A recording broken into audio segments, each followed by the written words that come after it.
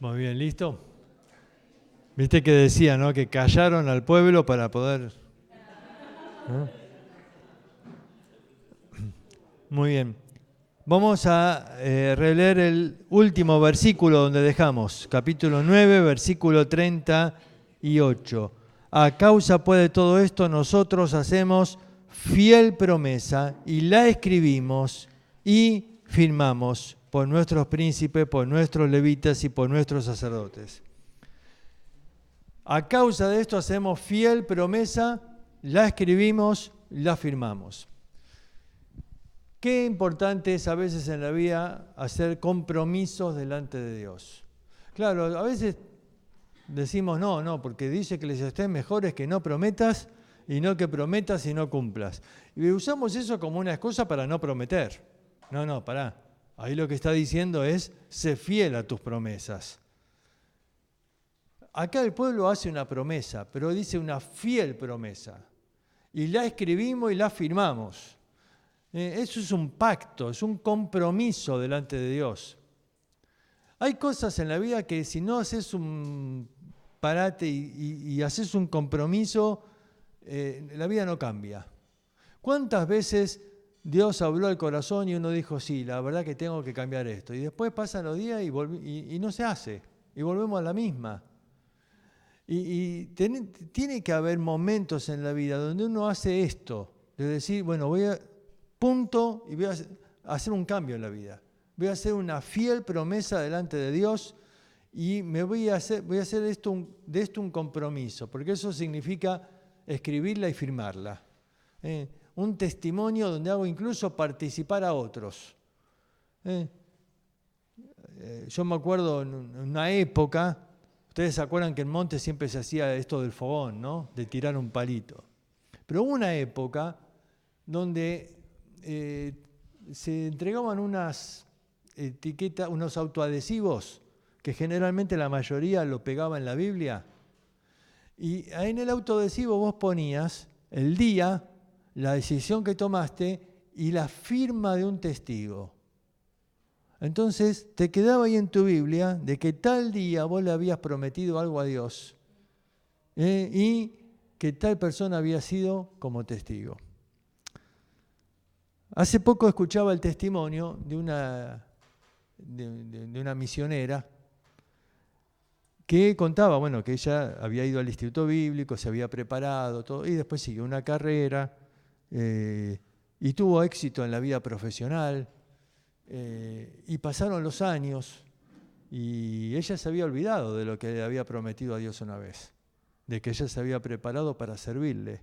Incluso ella había hecho, porque hubo un momento difícil en su vida, una enfermedad, y ella había hecho una promesa a Dios, ¿no? De que si salía de todo eso, que ella iba a dedicar su profesión y su carrera para servirle, pero eso quedó como tantas cosas en el pasado, en el olvido, y había tenido éxito y demás.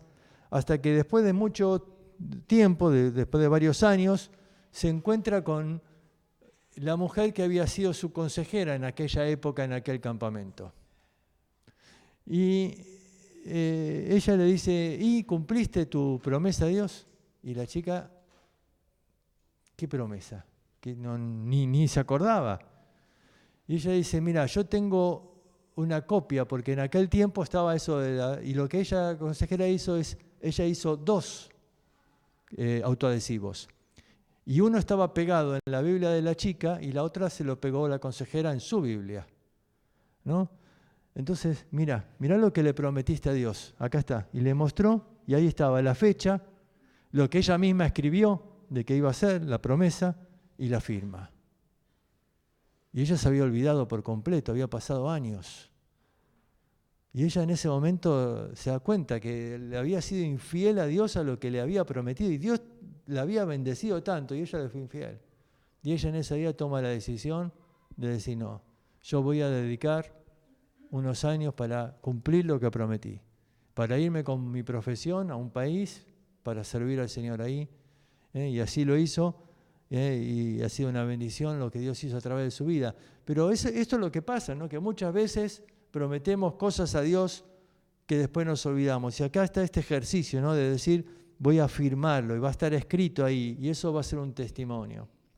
Ahora, desde el capítulo 10, los primeros versículos, menciona quiénes son los que firmaron. Evidentemente, los líderes de las distintas familias, ¿no? Pero luego dice qué fue lo que ellos se comprometieron. Básicamente hay 3 áreas de promesas que ellos hacen. La primera, dice en el versículo 28, 29, dice: se reunieron con sus hermanos, sus principales, para protestar y jurar que andarían en la ley de Dios que fue dada a Moisés y que cumplirían los mandamientos. Pero acá viene la promesa, que no daríamos nuestras hijas a los pueblos de la tierra y ni tomaríamos sus hijas para nuestros hijos. Asimismo que si los pueblos de la tierra trajesen a vender mercaderías y comestibles en días de reposo, nada tomaríamos de ellos. Yo te diría que como ejercicio hagas una mención de qué cosas prometieron. Porque la semana que viene, que vamos a analizar el capítulo 13, básicamente, vas a ver qué cosas de estas promesas ellos cumplieron y qué cosas ellos fallaron. Pero para eso tenés que tener anotado qué cosas prometieron a Dios. Entonces acá vos fíjate, primer cosa que prometieron, no daríamos, dice, nuestros hijos a la gente de los pueblos, ¿no? Es decir, no iban a tener casamientos mixtos de un judío con una persona de otro pueblo. Segunda cosa que prometen, dice, no vamos a aceptar que vengan a vender mercaderías en día de reposo, porque venían, ¿viste?, los que traían el pescado, que eran los pueblos que vivían junto al Mar Rojo. No, el Mar Rojo no, el Mar Mediterráneo. Los pueblos, por ejemplo, los filisteos que vivían ahí, y venían a vender el pescado ahí. No, en día de reposo nada tomaríamos de ellos.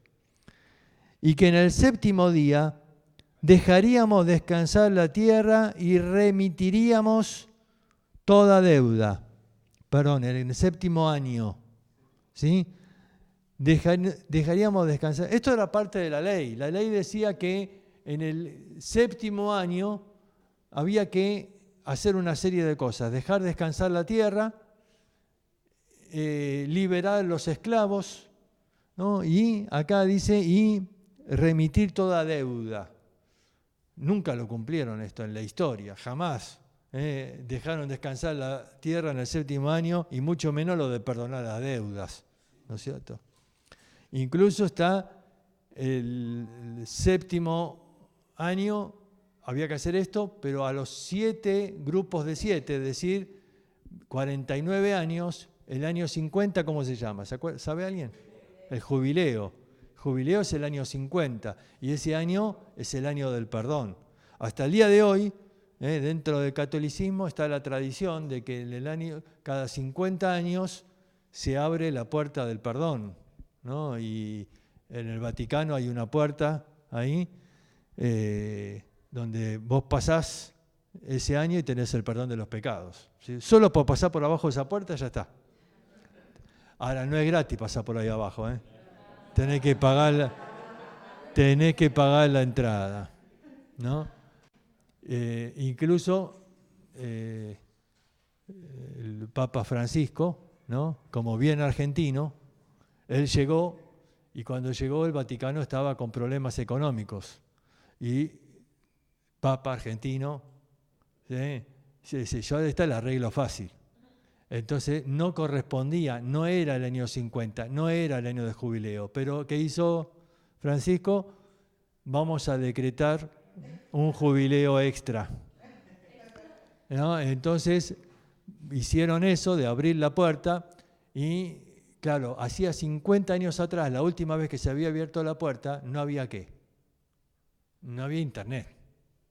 Hace 50 años no había internet.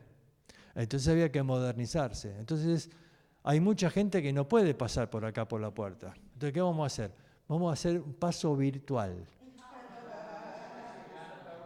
Paso virtual. Entonces vos entrás en la página del Vaticano y ponías que querías pasar por la puerta, previo, ¿qué? Previo pago, tarjeta de crédito, todo ahí. Entonces vos pagabas y podías pasar virtualmente por la puerta. Se te aparecía ahí toda la imagen de la puerta y vos podías pasar como si estuvieras pasando ahí por la puerta y obtenías el perdón de tus pecados. Online, sí. Perdón de pecados online. Bueno, todo esto para decir que los judíos nunca habían cumplido esto, pero ellos lo prometen acá. Prometen que iban a perdonar toda deuda y iban a respetar todo esto que estaba en la ley. Dice, versículo 32, algo importantísimo. Dice, nos impusimos además por ley el cargo de contribuir cada año con la tercera parte de un ciclo para la obra de la casa de nuestro Dios. Ahora, acá hay un detalle importantísimo que yo quiero marcar. Hasta acá, lo que prometieron hasta acá es obedecer lo que ya estaba escrito en la ley.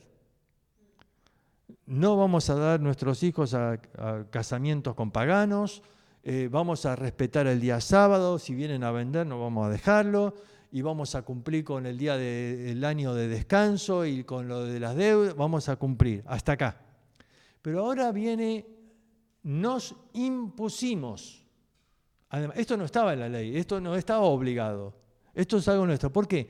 Porque había una necesidad de mantenimiento del templo y de cosas que habían estado descuidadas por años.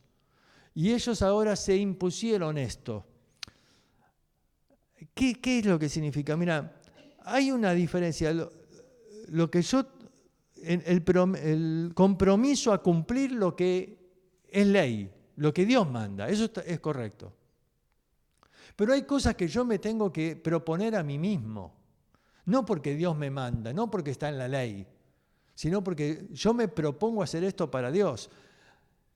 A ver, el diezmo, por ejemplo, que era parte de la ley judía y que ya vamos a ver que más adelante ellos también prometen, ¿no?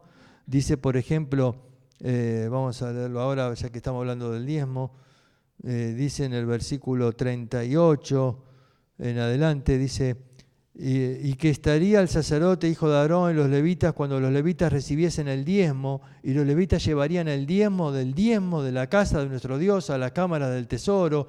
Bueno, y sigue hablando. Esto del diezmo, por ejemplo, es obligación. Eso no es ofrenda, eso es obligación. Aparte venía la ofrenda. Es decir, aparte estaba lo que yo quería darle a Dios. El diezmo era como un impuesto. Cuando vos pagás un impuesto, y bueno, lo tenías que pagar. Es el impuesto, eso es la obligación. Pero aparte estaba la ofrenda era lo que vos disponías dar. El concepto es que cuando cumplo la ley no estoy haciendo nada para Dios, porque estoy haciendo lo que todo el mundo tiene que hacer. Pero ahora, ¿qué me impongo yo? Dice. Nos impusimos, dice. Es decir, hay una necesidad y a ver, ¿cómo vamos a hacer para suplirla? Y cada uno se propuso, dice. Nos impusimos a hacer esto y aquello. Yo creo que en nuestro compromiso, que lo que uno tiene que prometer a Dios, tiene que, por un lado, ver qué cosas tengo que cumplir que por ahí no estoy cumpliendo. Pero después también, ¿qué me propongo yo hacer para Dios? Y acá hay algo, esta palabra, nos impusimos, nadie me impuso a hacer esto. Esto sale del corazón, esto es lo que yo me propongo hacer para Dios. Yo quiero hacer esto para Dios, yo quiero darle esta ofrenda, yo quiero hacer este trabajo, Esto es algo que uno se impone. Y lo que uno se impone tiene tanto valor, ¿no? Delante de Dios, nos impusimos, dice, hacer esto y aquello para el mantenimiento del templo. Dice después, nos impusimos entonces dar la tercera parte para el pan de la proposición y para la ofrenda continua, para el holocausto continuo, los días de reposo, las lunas nuevas, las festividades, para las cosas santificadas, los sacrificios de expiación por el pecado de Israel y para todo servicio de la casa de nuestro Dios. Tenemos que aclarar lo siguiente. El templo se había edificado ya hacía unos cuantos años atrás. La historia está ahí en el libro de Esdras y en el libro de Ageo y Zacarías. ¿Cómo? Más o menos. Sí, no se sabe exactamente cuánto, pero había unos cuantos. Pero se edificó el templo, pero no se había restaurado el servicio, porque no había ofrenda, no había el material para hacer las cosas. Recién ahora se restaura lo espiritual. Ahora, dice, se ponen ahí como diciendo, bueno, para que haya el pan de la proposición todos los días y para que haya animales para el sacrificio, todos tenían que colaborar y tenían que ofrendar y tenían que dar. Entonces, ¿de qué servía estar el templo si no funcionaba? Si no se podía hacer el día de expiación ni las fiestas. Y entonces acá ellos se proponen ofrendar para que se pueda cumplir con todo lo que la ley mandaba. Echamos también suertes los sacerdotes, los levitas, el pueblo, acerca de la ofrenda de la leña para traerla a la casa de nuestro Dios según la casa de nuestros días, en los tiempos determinados cada año, para quemar sobre el altar de Jehová nuestro Dios, como está escrito en la ley. Y que cada año traeríamos a la casa de Jehová las primicias de nuestra tierra y las primicias del fruto de todo árbol. Asimismo los primogénitos de nuestros hijos y nuestros ganados, como está escrito en la ley. ¿Ves? Una disposición a obedecer todo lo que estaba escrito en la ley. Y que traeríamos también de las primicias de nuestras masas, ofrenda, del fruto de todo árbol, etc. Y que estaría el sacerdote, hijo de Aarón, con los levitas, cuando los levitas recibiesen el diezmo, y que los levitas llevarían el diezmo del diezmo a la casa de nuestro Dios. Este es un concepto interesantísimo, que los levitas llevarían el diezmo del diezmo. A ver, ¿los levitas quiénes eran? Eran sacerdotes, es decir, era la tribu que estaba consagrada al servicio del templo, al servicio del sacerdote. Ellos no tenían un trabajo, digamos, secular. Ellos no tenían un mantenimiento extra. Las otras tribus todas tenían su trabajo. Había tribus que se dedicaban por ahí más a la cosecha o al ganado, pastoreando ovejas, haciendo distintas cosas. Y de ahí tenían su sustento, consumiendo y vendiendo. Y tenían su sustento. Pero los levitas no. Y los levitas dependían del diezmo de las otras tribus. ¿Cuántas tribus había? Originalmente había 12. Si cada una daba el diezmo, ¿cuánto tenían los levitas? De las 12, tenés que sacar los levitas, quedan 11. 11. Si las 11 dan el diezmo, 110%.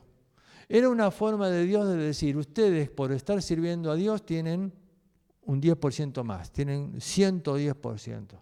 Ahora, claro, en el plan de Dios estaba todo bárbaro, pero el pecado hizo desastre, porque se dividió la nación por causa de todo el pecado. Y se dividieron, ¿se acuerdan? Primero, ya hubo 2 tribus que no entraron a la tierra prometida. Primer pecado, ya hubo 2 afuera. 2 y media en realidad. Así que ya quedaron menos tribus. Y de estas menos tribus, todavía las del norte, que se dividieron, desaparecieron. Porque fueron al cautiverio con Asiria y no volvieron más como nación. Volvió gente suelta y se formó Samaria, los samaritanos. Pero solo quedaron las del sur. Ahora las del sur quedaron Judá y Benjamín, 2. Y los levitas que estaban ahí con ellos. Ahora se complica el tema del diezmo. ¿Por qué se complica? Claro. ¿Cuánto reciben los levitas ahora? El 20%. Antes era el 110%, ahora el 20%. Hay que vivir con el 20%, ¿no? Ahora se complica. Pero bueno, ellos tenían que ser sustentados por los otros. Hoy en día equivaldría a los que están en la obra misionera y que no tienen un trabajo secular y que viven de las ofrendas de otros. En el plan de Dios, esto del diezmo es para el sostener a los que están en la obra. El diezmo, en realidad, nunca fue en la Biblia el diseño para sostener la iglesia o las cosas. Esto es aparte, esto es la ofrenda. Si vos lees Malaquías 3:10, dice, traed vuestros diezmos y ofrendas al alfolí. El diezmo para sostenimiento de los que están en la obra y las ofrendas para el sostenimiento del templo. ¿Te das cuenta? Estaba dividido así. Diezmos y ofrendas. Ahora, los que reciben el diezmo, los levitas, vos podés decir, yo no necesito dar, porque yo estoy siendo sustentado. No, ¿cómo era la ley acá? Dice, ellos que tenían que dar el diezmo del diezmo. Es decir, el hecho de que yo reciba no significa que estoy exento del privilegio de ofrendar. Yo también tengo que ofrendar, dice. Entonces, vos tenés que dar el diezmo del diezmo, ¿no? Y es interesante como Dios en ese diseño, ¿no?, quiere que todos sean parte de este concepto de la ofrenda, porque con la ofrenda uno mismo es bendecido. Con la ofrenda bendecís a otro, pero uno mismo es bendecido. Porque ¿qué dijo Jesús? A ver, lo dijo Jesús porque Pablo dice que lo dijo Jesús, aunque nunca tenemos el relato en los evangelios de cuando él lo dijo. Pero evidentemente fue un dicho de él. ¿Y qué dijo? Que era más bienaventurado que dar que recibir. Más bienaventurado dar que recibir. Así que el que ofrenda es más bienaventurado que el que lo recibe. Por lo tanto, para que nadie se pierda de esa bienaventuranza, Dios en su plan dice, vos vivís de lo que recibís, pero también da. Porque tenés que disfrutar también de esa bendición. Entonces, dice el versículo 39, porque las cámaras del tesoro han de llevar los hijos de Israel, los hijos de Leví, la ofrenda del grano, del vino, del aceite, y allí estarán los utensilios del santuario, y los sacerdotes que ministran, los porteros, los cantores, no abandonaremos la casa de nuestro Dios. En resumen, esa frase dice, no abandonaremos la casa de Dios. Esto es lo último que prometen, no abandonaremos la casa de Dios. Y había, dice, un lugar dentro del templo, una cámara, una especie de depósito, donde se guardaba el diezmo, porque el diezmo no era solo dinero.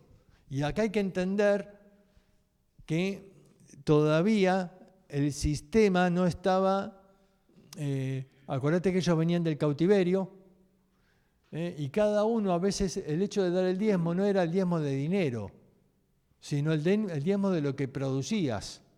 Por ahí tu familia producía aceite, bueno, doy el diezmo del aceite que produzco. Y ese aceite era ofrendado al templo, porque en el templo había que consumir aceite. ¿Para qué? ¿Se acuerdan? El candelabro funcionaba con aceite, así que ¿de dónde lo iban a sacar? Los sacerdotes no podían comprar ese aceite. Así que bueno, era el diezmo de las familias que producían aceite. Y la familia que producía harina tenía que traer el diezmo, porque con eso hacían el pan de la proposición. Y ves, todo el funcionamiento del templo dependía de que la gente aporte con su diezmo, para que el servicio pueda ser mantenido. Así que los sacerdotes no podrían cumplir su trabajo si los otros no ofrendaban los elementos para que ellos puedan hacer la tarea. Y esto hacía que todos eran responsables del funcionamiento del templo. Todos eran responsables de que si los sacerdotes no hacían su trabajo, bueno, obviamente no se hacía el culto. Pero si la gente no ofrendaba, tampoco se podía hacer el culto, porque no iban a tener ni el aceite, ni la harina, ni los sacrificios para poder hacer. Esto es el diseño que Dios había hecho. Todos tenían que hacer parte de ese sistema donde iba a haber adoración a Dios, pero por medio de la ofrenda de cada uno. Y acá ellos prometen entonces que iban a cumplir, y ese depósito iba a ser el lugar donde se iban a guardar todo el diezmo de la gente para que ellos puedan cumplir con la tarea. Todo esto va a tener una gran importancia en el capítulo 13. ¿Y por qué es tan importante ese capítulo? Porque acá pasa algo. Nehemías se va. Nehemías se va. Es decir, una vez que firmaron, a ver, Nehemías cumplió su misión. ¿Te acordás? En el capítulo 2 dice que el rey le pregunta y menciona, y la reina estaba junto a él. Es decir, la reina evidentemente le dio un codazo y le dijo, pregúntale cuándo vuelve este. Y Nehemías dice que le marcó tiempo. No dice cuánto tiempo, pero le marcó el tiempo que iba a estar afuera. ¿Cuánto le habrá dicho? ¿Un par de años? Nehemías llega, el muro, ¿cuánto tardó en edificarse? Es decir, un par de meses. Más un par de meses antes que habrá estado, antes de que comiencen a edificar, más el tiempo que estuvo después, ¿cuánto habrá estado? Un par de años. Nehemías se dio cuenta después de reedificar el muro que no se podía volver ya, todavía él habrá marcado, y había necesidad de una restauración espiritual. Él vio que el templo estaba, pero no funcionaba. Él vio que ahora están los muros, sí, pero todavía la cosa no está ordenada. El sistema tiene que empezar a funcionar para que todo este engranaje se mueva y empiece a ver la ofrenda de la gente y los sacerdotes tengan los elementos para hacer la ofrenda y ahí entonces pone ahí a Esdras a leer la ley, la palabra de Dios toca los corazones, la gente se conmueve y vemos todo lo que vimos en la hora anterior y hacen un pacto y lo firman y dice vamos a cumplir. Y entonces ahora Nehemías, ¿qué? Listo, ahora sí cumplí. Entonces él ahora se vuelve. Y ahí vamos a ver lo que pasa la semana que viene. Pero es importante tener esto como referencia. Lo que ellos prometieron y firmaron era que no iban a dar los hijos a otros pueblos, que iban a respetar el día sábado y no iban a, si alguien venía a vender, no lo iban a recibir, que eso de no casarse, si lo que dijimos recién, no se iban a casar con gente de otro pueblo, lo del día sábado, lo de cumplir el 7º año y del hecho de las deudas y todo eso, la promesa para dar los recursos necesarios para el templo, no abandonaremos la casa, y ese depósito vamos a ocuparnos que siempre esté lleno ahí con el diezmo de todas las provisiones para que el templo funcione, ¿no? Estas cosas ellos prometen y lo firman. Es decir, vamos a hacer que se cumpla la ley. Vamos a hacer que todo lo que estaba ordenado en Levítico funcione. Una disposición del corazón tremenda provocada por la obra del Espíritu Santo, ¿no? Que tomó la palabra de Dios y que quebrantó los corazones y que se humillan y que adoran y que hacen una oración magnífica ahí en el capítulo 9 y que ellos entienden su lugar y hacen esta fiel promesa a Dios. Pero después vamos a ver qué pasó. Y si quieren, para ayudar, va a ayudar mucho, en la semana lo que les voy a pedir que lean no es Nehemías 13, porque eso lo vamos a ver la semana que viene. Lo que tienen que leer durante esta semana, para que el martes que viene estemos ahí en el contexto de todo, es el libro de Malaquías. Malaquías. Son 4 capítulos, no es mucho. Tenés que leerte Malaquías. ¿Por qué? Porque Malaquías se escribe en este momento de Nehemías 13. Malaquías está escrito en el momento de Nehemías 13. Entonces, leer Malaquías te va a ayudar a entender lo que estaba pasando en ese momento de Nehemías capítulo 13. Porque Nehemías vuelve, dijimos, ahí a cumplir con lo que había prometido al rey de Persia. Estuvo unos años habrá estado ahí, no sabemos, no dice cuánto la escritura. Pero después de un tiempo, no sabemos cuántos años pasaron, pero evidentemente pasó un tiempo, habrán pasado 2, 3 años, 4 años, 5 años, como mucho, no sé, pasó un tiempo y Nehemías se entera de ciertas cosas y pide permiso al rey para volver, y el rey le da permiso para volver a poner las cosas en orden. Y ahí entonces vamos a ver, en ese tiempo Dios levanta a Malaquías. Los profetas son levantados siempre en momentos de crisis donde Dios levanta un profeta para que la palabra de Dios sacuda al pueblo, tomen conciencia de su pecado. Entonces Dios levanta a Malaquías. Así que la semana que viene vamos a ver Nehemías, pero junto con Nehemías vamos a ver un vistazo de Malaquías porque el contexto es todo lo que está pasando ahí en ese capítulo. Así que este capítulo 13 de Nehemías va a ser importantísimo porque con Nehemías 13 pasa algo que pocos toman conciencia, porque por el orden de la Biblia, claro, uno lo ve a Nehemías acá y tenés mucho del Antiguo Testamento por delante, ¿no? Vos sabés que no es así. Con Nehemías 13 se cierra el Antiguo Testamento. Con Nehemías 13 se cierra el Antiguo Testamento. ¿Por qué? Nehemías 13 y Malaquías es lo último que se escribe en el orden histórico. Los libros del Antiguo Testamento no están ordenados cronológicamente, no están ordenados por épocas o historias, están ordenados por grupos, la ley, los históricos, los poéticos y los proféticos, grupos de libros, pero no en orden. Entonces yo tengo que entender que acá termina el Antiguo Testamento y vienen 400 años de silencio. Y después, vos fíjate cómo pasa la historia, después viene Jesús. Todo el contexto que Jesús se va a mover en los evangelios es todo lo que deja esto. Así como termina Nehemías, así como termina Malaquías.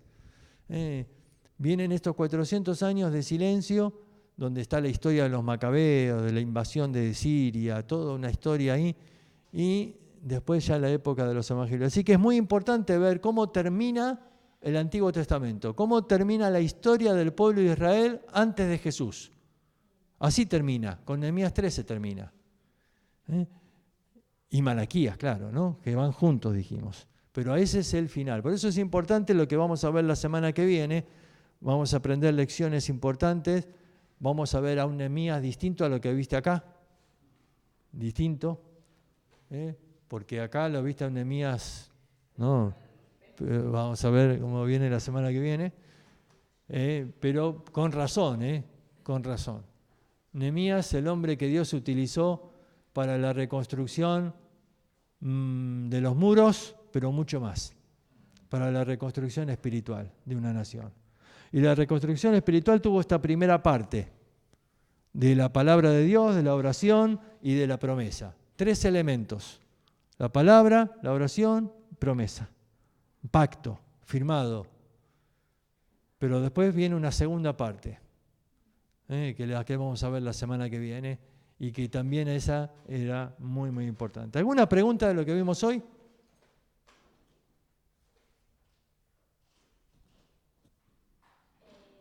Cuando se juntan al comienzo, ¿no?, del capítulo, en la puerta de las aguas, justamente para leer la palabra y demás, ¿tiene que ver en algún momento, quizá como una especie de simbolismo de que la palabra limpia, purifica, Sí. efecto que produce con el tema de la puerta de las aguas? Sí, justamente.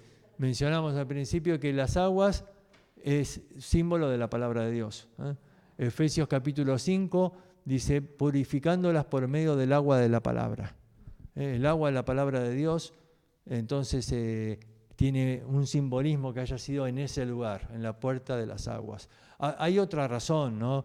En una razón geográfica, ahí en esa puerta de las aguas era donde después, porque no estaba en este momento, se hizo el palacio para el rey.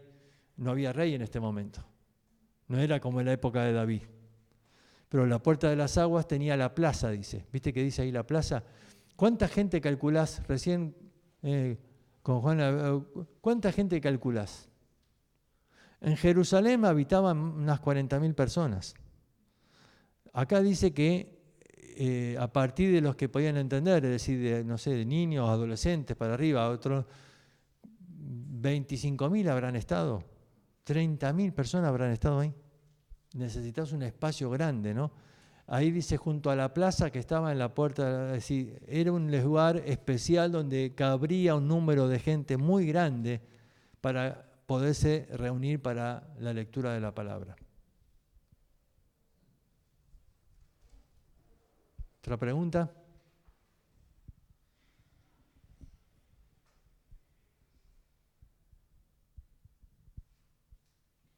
Yo me imagino los levitas que repetían, ¿no? Esdras hablaba y repetían a la distancia.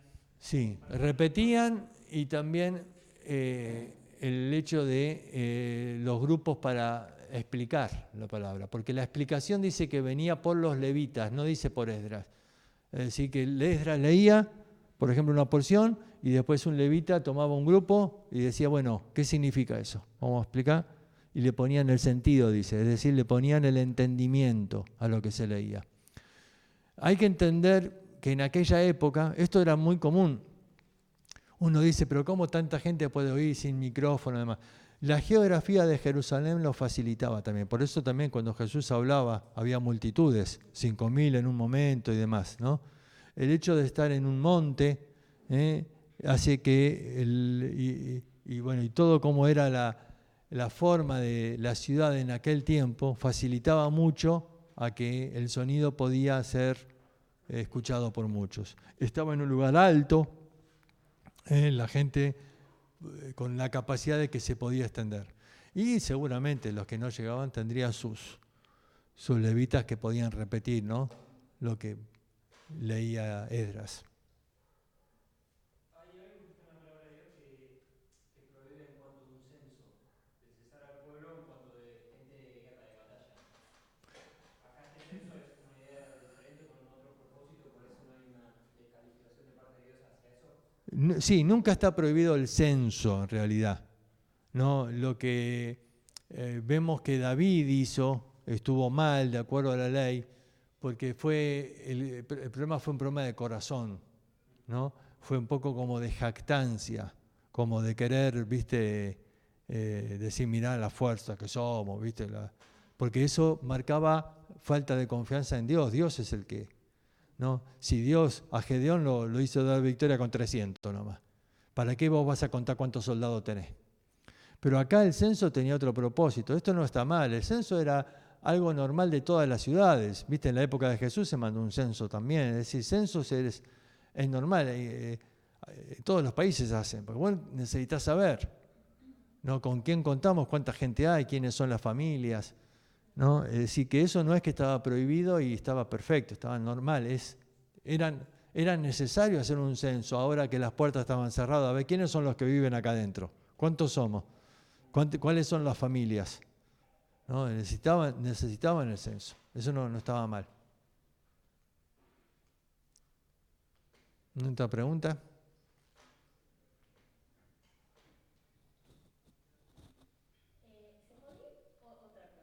¿Se podría considerar una especie de ironía que, con respecto al tema de la fiesta de los tabernáculos que antes no se había cumplido, que la promueva una persona que originalmente no tenía absolutamente nada que ver con la ley, con esto de los tabernáculos?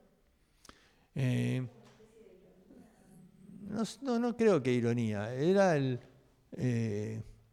a ver, fue el efecto de la lectura de la palabra de Dios. Ellos tomaron conciencia de un montón de cosas que nunca se hicieron, de que estaban en la ley pero nunca les hicieron. Entonces la lectura de la palabra de Dios trajo convicción al corazón. ¿Y por qué la fiesta de los tabernáculos? Justo estaban, dice, en el mes séptimo, y en el mes séptimo correspondía esa fiesta. A ver, si hubieran estado leyendo la ley en el mes primero, hubieran celebrado la Pascua. Pero en ese momento la que correspondía era la de los tabernáculos. Entonces cuando estaban leyendo la ley, leyeron que en el mes séptimo es la fiesta de los tabernáculos y dijeron, uy, este es el mes séptimo. Y nunca lo hicimos esto. Y bueno, tenemos que hacerlo. Entonces es tomar conciencia a través de la lectura de la palabra de Dios de que tenemos que cumplir con lo que está escrito, ¿no? Y había cosas que nunca se habían hecho. Otras sí que habían cumplido, pero estas no, habían pasado por alto.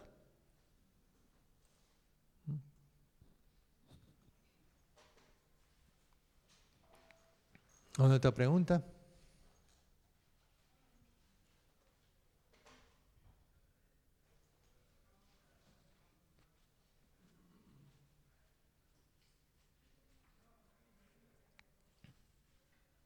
Muy bien.